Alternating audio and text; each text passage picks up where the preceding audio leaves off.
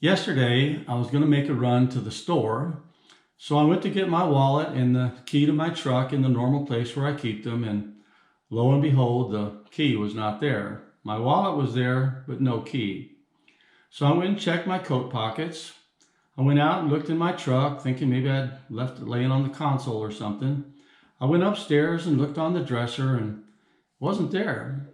So I started thinking about, well, when was the last time that I drove my truck? Because I don't drive it every day. I was thinking maybe there was some circumstance that caused me to put the key someplace other than where I normally keep it. I couldn't come up with anything. So I just started looking everywhere. I asked Renee, I've misplaced my key. Maybe you could help me look for it. So she started looking with me, and we checked in the trash. We checked in the clothes hamper. We looked all around the house, in the garage, outside, everywhere. Couldn't come up with a key. Well, this morning we woke up and we started looking again, retracing our steps and maybe looking in a few places that we didn't look yesterday, even though probably knew it wasn't going to be there. Well, after a while, she found the key. It had slid under her car and it was right up against the inside of one of the tires. She was down on her hands and knees with a flashlight. And I had looked under both vehicles yesterday and I didn't see it. Anyway, I tell you this because I'm so happy that I found that key. And it's got a little unusual circumstance in that the loop is broke off of it. So it doesn't fit on my keychain with my other keys. It's kind of a Lone Ranger. So the only thing I can figure is that maybe I pulled it out of the ignition and I had some other stuff in the truck that I grabbed a hold of and was carrying into the house with me. And the key happened to slip out and slide underneath her car. Well, this reminded me of the parable of the lost coin. And I'm going to read that to you. It's found in Luke chapter 15, verses 8 through 10.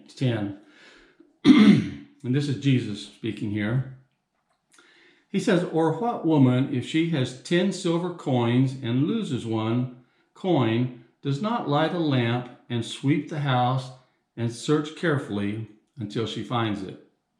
When she has found it, she calls together her friends and neighbors, saying, 'Rejoice with me, for I have found the coin which I had lost.'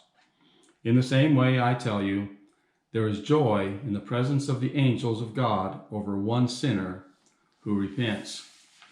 Now, Jesus told this parable because some of the religious leaders, the Pharisees and the scribes, were grumbling about him associating with tax collectors and sinners. The tax collectors and sinners, why, they were drawn to Jesus because he had an uplifting message that promised hope of deliverance from their lifestyle. And the parable draws a sharp contrast between the way these religious leaders viewed tax collectors and sinners and the way our loving God sees them. The lost coin represents a lost person, one who is hidden in darkness and the sin of this world. While the coin is lost, it is no value to the owner. While my key was missing, it provided no service to me. The lost person cannot be used in God's service. When the coin or the key is found, why, there's great rejoicing.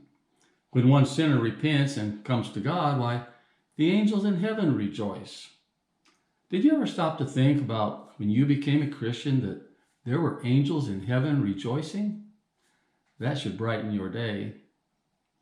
And when we are in Christ, God can use us in so many ways to do his will. That should brighten our day too and give us encouragement to live for him.